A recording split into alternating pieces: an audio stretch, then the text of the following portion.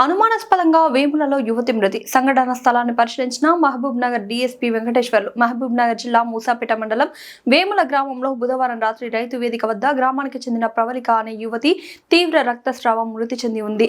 ఈ సమాచారం తెలుసుకున్న మహబూబ్ నగర్ డీఎస్పీ వెంకటేశ్వర్లు సిఐ రామకృష్ణ సంఘటన స్థలానికి చేరుకొని అన్ని కోణాల్లో విచారించారు. యువతితో ఇదే గ్రామానికి చెందిన విష్ణు అనే యువకుడు గత కొంతకాలంగా ప్రేమ వ్యవహారాలు కొనసాగిస్తున్నాడు. ఈ క్రమంలోనే బుధవారం రాత్రి కూడా ఇక్కడ ఇద్దరు కలుసుకున్నారని తెలిసింది.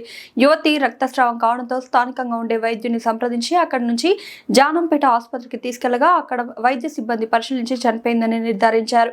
ఈ సంఘటనకు కారకుడైన విష్ణు 24 గంటల్లో పట్టుకుంటామని, విష్ణుతో పాటు మరో ఎవరైనా ఉన్నారేమో అనే కోణంలో విచారణ చేస్తున్నామని ఆయన తెలిపారు. ఈ సంఘటనపై విచారించి కేసు నమోదు చేస్తున్నట్లు ఎస్ఐ వేణు పేర్కొన్నారు.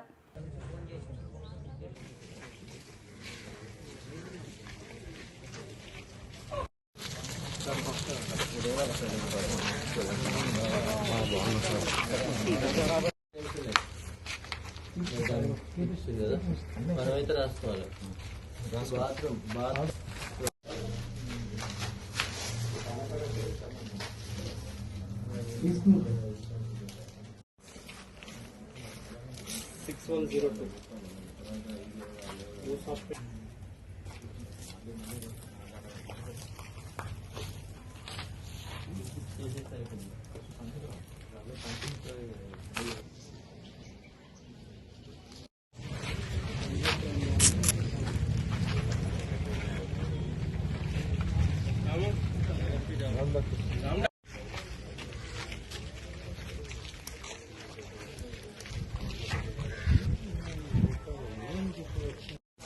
6102 ఏనుకరా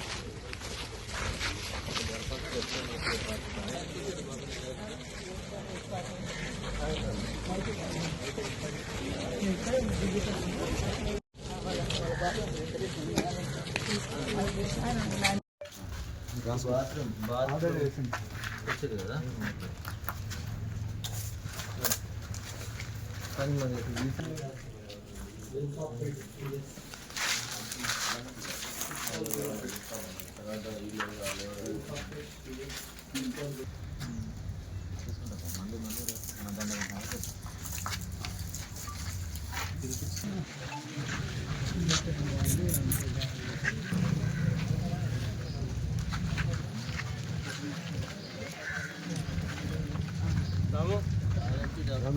రామ్ డాక్టర్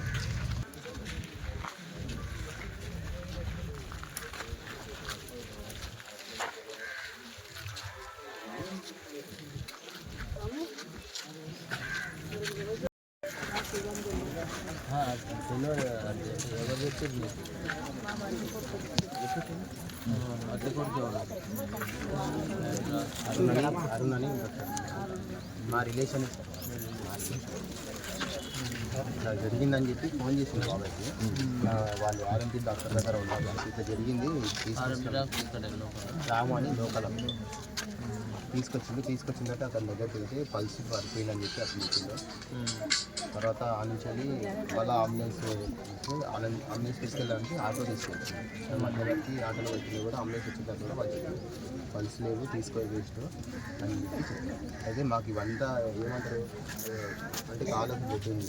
తర్వాత ఇదంతా ఏంది అని చెప్పి ఎవరిని కొట్టిరా లేకపోతే కొట్టిరంటే తర్వాత నాకు తెలిసింది. నేను వేరే వాళ్ళని అనుకుని క్లారిటీగా ఒక అబ్బాయి విష్ణు అని చెప్పి ఆ అబ్బాయి తీసుకెళ్ళి ఇట్లా ఫోన్ చేసుకొని పిలిపించుకొని మరి ఇట్లా చేసి చంపిందని చెప్పి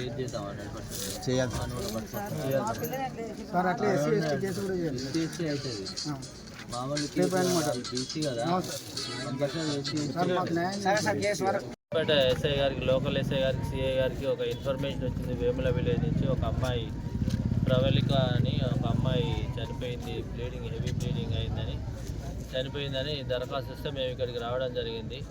అంటే ప్రాథమిక సమాచారం ఏంటంటే విష్ణు అని ఈ అమ్మాయి ఇద్దరు లవ్ చేసుకుంటారని తెలిసింది. రాత్రి వీళ్ళిద్దరు రైతు వేదిక దగ్గర పోయి మరి సెక్సువల్ పార్టిసిపేట్ చేసినప్పుడు హెవీ బ్లీడింగ్ అయినట్టుంది.